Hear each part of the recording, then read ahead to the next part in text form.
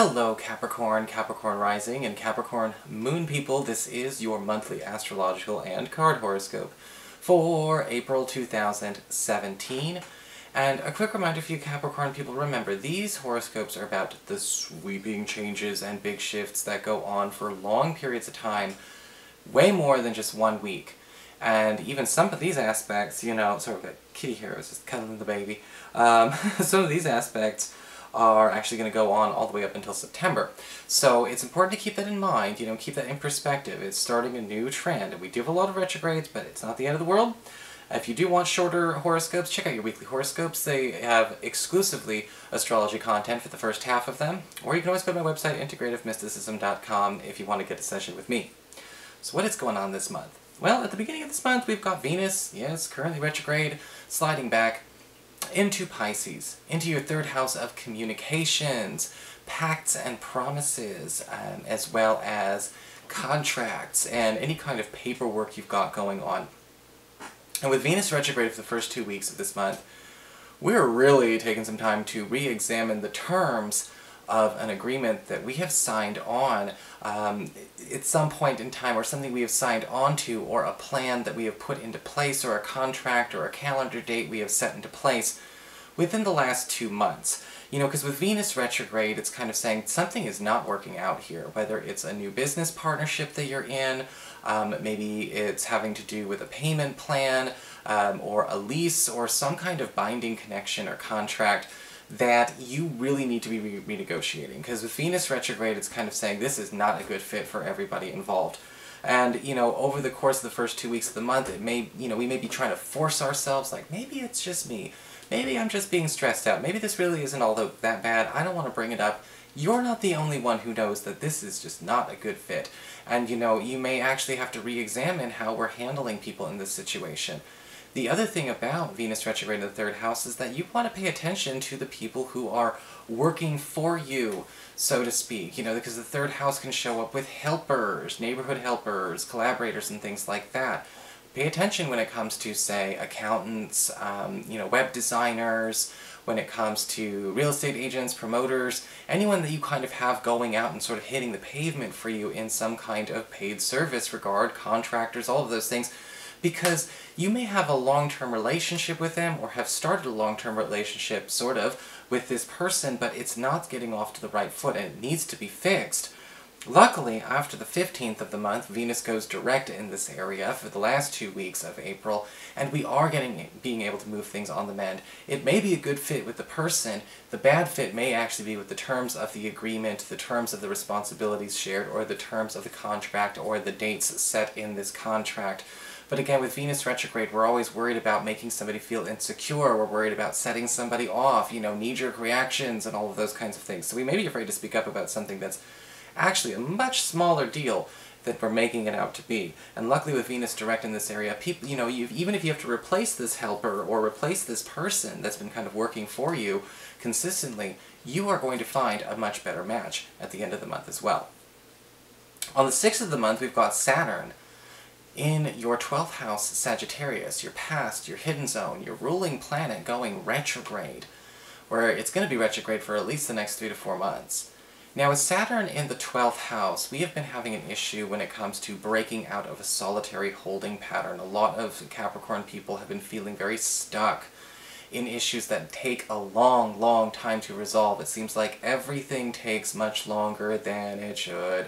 And, you know, we just want to get, you know, whether it's an employment situation, an application situation, a love situation, because when Saturn's in the 12th house, it just tends to drag things on ad nauseum. And that's been sort of the big issue with a lot of you poor Capricorn people for the last couple of years, going back to 2014. Saturn in the 12th house has just been making it really hard to hold traction, or even get things done and gone for good. You know, because remember, the past in the 12th house is all about closure as well, getting rid of things, releasing things. And you may be feeling like everything is always, you know, either a false start, a hurry up and wait, or a temporary fix, or a temporary absence before something kind of boomerangs back. Luckily, we've got Saturn turning retrograde. And the retrograde Saturn is going to basically get that inhibition out of the way, or get that blockage out of the way for the next 3 months. What do you need to wrap up? What do you need to close, call it done, and eliminate from your life? Where are you needing to get some traction? Where are things taking way too long to get initiated? Saturn's no longer be making you drag your feet. Saturn's trying to teach patience, but sometimes Saturn can, go a bit too far with a very simple lesson, and that seems to be how it's been. But luckily we got some relief coming your way if you're feeling like everything is just taking too long. Luckily after the 6th, it will speed up.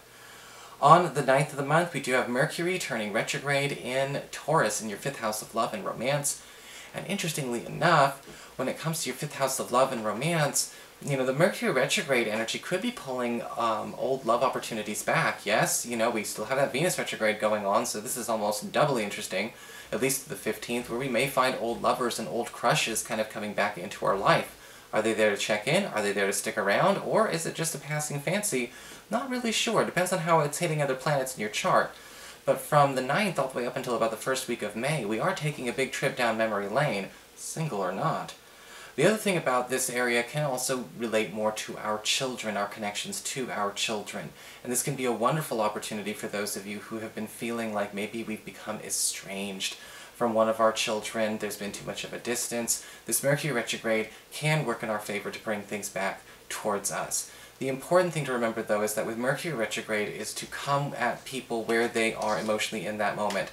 Because sometimes, I just did a video on Venus retrograde for my vlog channel. The passage of time is very relative for some people.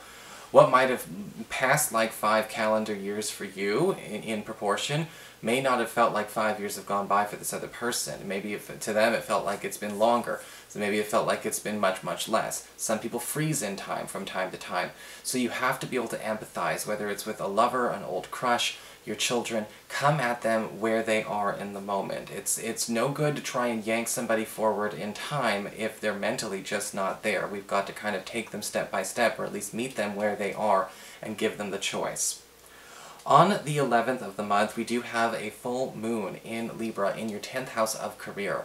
And this could spell promotional opportunities for a lot of you Capricorn people, because whenever we have a full moon in the 10th, there's a test of our mettle, with an opportunity again to gain some upward mobility. And between the 11th and the 25th of the month, a lot of you could be seeing a raise, possibly a promotion, or a way to get into a much more prestigious position or designation or status at the office, or even maybe decide to move on because you found something better or greener pastures to run to anyway.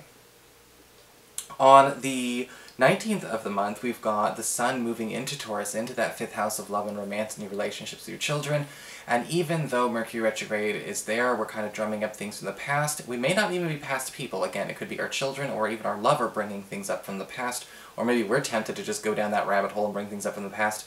The Sun is going to be bringing a lot more healing energy and getting the quality out of this experience. Alright, it's going to be more pleasant, it's going to be a lot more healing, and it's going to be a lot more cathartic. We're also going to see this energy kind of bond. Everyone's going to be a little bit more youthful, from the 19th of this month going up until the 3rd week of May. We're going to be indulging a little bit more innocence. We're going to be getting away from the dour, the deep, and the soap operas that can always come with love and romance sometimes. We're kind of trying to simplify for the sake of wholesomeness with the power of the Sun, luckily for you, when it comes to this energy. So it's a bonding opportunity that kind of comes out of this weird Mercury retrograde nostalgia. In addition to going back and re-examining something from the past, we may be fishing out something that we really, really do miss having in our everyday. On the 20th of the month, we've got Pluto turning retrograde in your sign. And so there's kind of a wild card impact. Half blessing, half impact with Pluto retrograde. And Pluto retrograde is going to be here all the way up until September. So, just be prepared for this. Now let's start with the good first. With Pluto retrograde, old opportunities of all kinds are going to be coming back to you. Pluto retrograde tends to bring old opportunities back from the dead, in a sense. And this could be great for those of you who've been feeling like doors have shut. Maybe they've shut, but they certainly didn't lock, and now they're open. I love that meme where it says when a door shuts in front of you, turn the knob. That's how doors work. And the interesting thing, though, about Pluto retrograde is that it is bringing back old opportunities from a person you used to be over the next 9 months, and not 9 months, excuse me, over the next 5 months, not 9. And you're going to have an opportunity to kind of take that energy and see what you want to reincorporate into your present, into your profession, or maybe make a major switch and go back to somebody you were happier being when it was you. Now the challenge with Pluto retrograde is, and you've got to be careful, there's no such thing as a new beginning without an ending. There has to be room for these things in our life before we just pile them in. We can't take all our crap everywhere we go. It's like when you move house. You know, moving house, you always end up throwing a few things away. Sometimes enough to throw away an entire room. Well, that's kind of an interesting metaphor because it's a very applicable, well, not a metaphor, comparison, because it's actually very applicable to how Pluto retrograde works. It's also a time to pay attention to reevaluate what do we keep trying to bring where it won't fit when it comes to the new we want to put into our life. Alright, because you'll find out during Pluto retrograde, the more you give up, the more you'll get. Don't hack and burn everything all at once. You don't have to do it that way, but you know what I mean. You're Capricorns, you're smart. You can. There's not even lines to read between, but you know what I'm talking about. God, I hope. Now, on the 21st, we do have Mars, planet of action and energy, moving into Gemini, your 6th house of work, reputation, your physical health, and to some degree, money.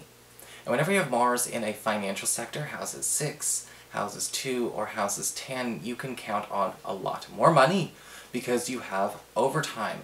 You are going to be getting a lot more busy. Your schedule's going to be jam-packed. This can indicate late nights. This can indicate working on our days off, bringing work home with us. But we are also noticing from the end of this month, going all the way into the end of May, that your pocketbook is going to be a lot fatter and your checking account is going to be a lot larger in the sums. The nice thing about Mars here as well is that this helps give you a competitive energy to you and a competitive advantage, especially when it comes to any athletic activities. If you're on any sports teams or you're trying to maybe try out to get into anything exclusive, maybe it has nothing to do with sports, but maybe you're trying to get into an exclusive writing circle or an exclusive school of your choice, or an exclusive networking group of your choice. Competitive advantages and prestige can come with Mars, because you just gotta know how to throw your weight around, and I think you do. On the 26th of the month, we've got a new moon falling in Taurus, and new love opportunities are on the horizon for a lot of you Capricorn people, but this may not be somebody new that feels new. Because of that Mercury retrograde energy, we may be meeting somebody brand new, but we could have met them in our past, we just didn't get the chance. We may have people in common, and we've never met this person before. We may have found out we went to the same school, and we just never had a class together. We might have found out we worked at the same job, just on the different floors. There's somebody very close, and yet very alien to us coming up here. So those of you who are single and looking, be prepared to have a lot of funny laughs about how many times you could have met this person. You know, because sometimes these interesting coincidences do happen. And I do believe in coincidences. On the 28th, I do have also finally Venus, planet of love and harmony, moving into Aries, into your 4th house of home and family. And if you have been trying so hard to try and get things back on track when it comes to family affairs, whether it's dealing with blood relatives, dealing with household income, or possibly even trying to sell or move home, this is ideal for you. Venus does benefit the seller, whereas Mars benefits the buyer, and it looks like the last couple of days of this month, and especially going into May, you are finally getting things in your favor for those of you especially who are trying to get things shifted when it comes to your sanctuary. So that is your horoscope. I hope you enjoyed it, Capricorn. If you did, please like, share, and subscribe. You know I appreciate it. And of course, if you'd like to get a session, you can always follow links below, or go to integrativemysticism.com.